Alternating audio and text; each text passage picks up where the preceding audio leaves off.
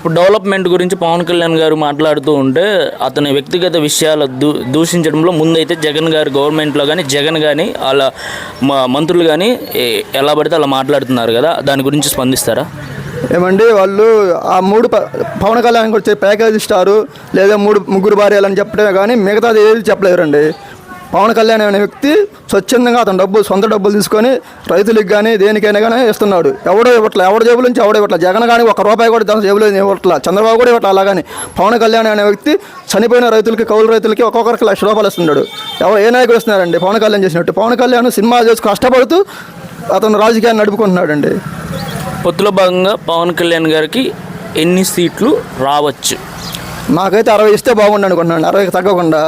మాది చంద్రబాబు గారు పవన్ కళ్యాణ్ గారు కూర్చొని మాట్లాడుకొని చెప్తారండి. మనం అంత స్థాయి కాదు మంది, అదంతా వాళ్ళిద్దరు కమాండ్ మీదే ఉంటుందండి.